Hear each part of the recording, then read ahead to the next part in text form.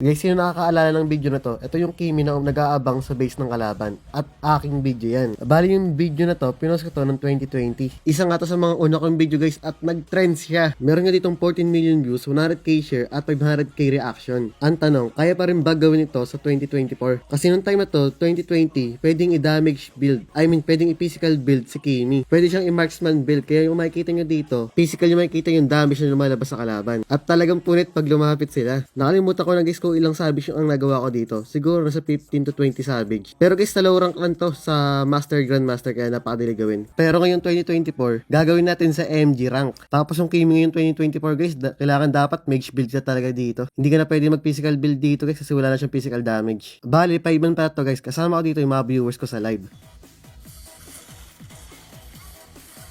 Oo. Parang guys ha. Hindi ako repregads ha. Let's go. Naka-jungle Kimi nga ako dito guys. Tapos ang hirap mag-jungle sa Kimi. Napakabagal niya mag-jungle. Tapos pag mag-turtle pa at lord, ang hirap pinutin ng retry. Pero wala sayang guys. Ang taas pa naman ng win rate kay Kimi. Pero ang hirap na niya i-jungle ngayon. Halos nga walang gumagamit ng Kimi kasi jungle ngayon eh. Guys, wag pala masyadong mataas yung expect nyo. Hindi tayo dito makaka-15 savage o makakasabage sa base. Gusto ko lang talaga silang abangan sa base. Ayun lang. Pero yung kagaya sa video, hindi kaya yun guys. Wala guys, try lang tong gamit ko.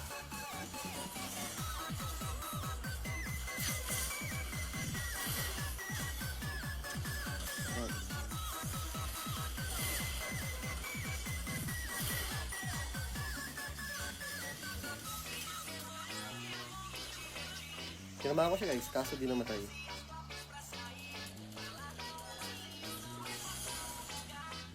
Dati na buhay pa. Ay.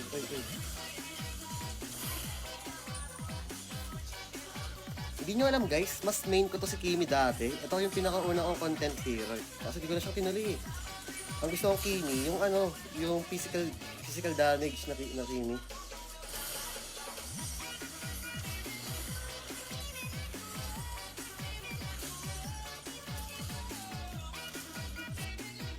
Top page dati. Hindi ako guys sa top page ata, pero parang nag-top global ata ako.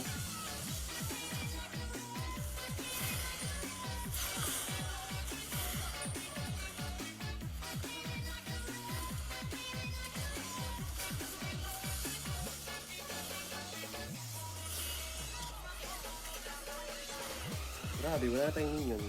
Ano, game. Abang tayo sa base guys ha. Grabe. Balak mo kami pasok sa base. Hindi ba to? Kulang pa dami siya guys. Isang item pa. Hey.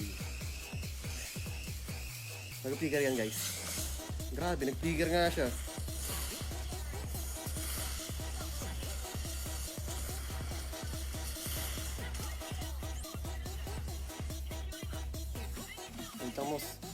Mos! Grabe! Magulis-dilis ka, Mos. Ay, di, abang nga sa base. Ito na yung pangarap ko. Wait lang. Hindi lang siya. Abangan.